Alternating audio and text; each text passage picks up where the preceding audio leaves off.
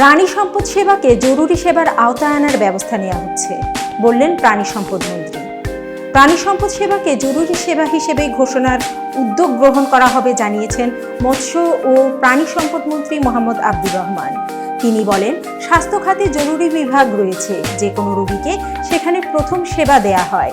প্রাণী সম্পদ খাতেও জরুরি সার্ভিসের প্রয়োজন রয়েছে। প্রাণী সম্পদের সম্ভাবনাকে সুষ্ঠুভাবে কাজে লাগাতে হলে যারা প্রাণীকে সেবা দেয় তাদের সেবাকেও জরুরি সেবার আওতাভুক্ত করতে হবে। এই খাতকে সামনে নিয়ে যেতে হলে এটি দরকার। তাই প্রাণী সম্পদ সেবাকে জরুরি সেবা হিসেবে ঘোষণার ব্যবস্থা নেওয়া হবে। গত মঙ্গলবার ৪ জুন সকালে বিশ্বব্যাংকের অর্থায়নে মৎস্য ও প্রাণী সম্পদ মন্ত্রণালয়ের প্রাণী সম্পদ অধিদপ্তরের প্রাণী সম্পদ ও ডেইরি উন্নয়ন প্রকল্প ও পরিপ্রেক্ষিতের আয়োজনে রাজধানীর সিরডাপ মিলনায়তনে অনুষ্ঠিত জার্নালিস্ট ফেলোশিপ প্রোগ্রামের আওতায় নিবিড় প্রশিক্ষণ কর্মসূচির সমাপনী ও পুরস্কার বিতরণ অনুষ্ঠানে প্রধান অতিথির বক্তব্যে তিনি এসব কথা বলেন।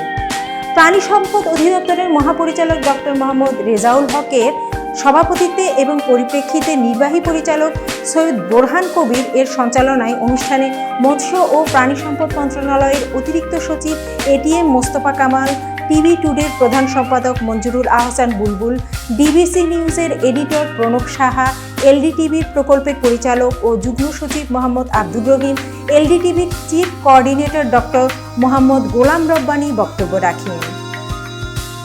এতক্ষণ বার্তা বৈঠকের সাথে থাকার জন্য ধন্যবাদ। নতুন নতুন সংবাদ পেতে বার্তা বৈঠকের ইউটিউব চ্যানেল ও ফেসবুক পেজের সাথেই থাকুন।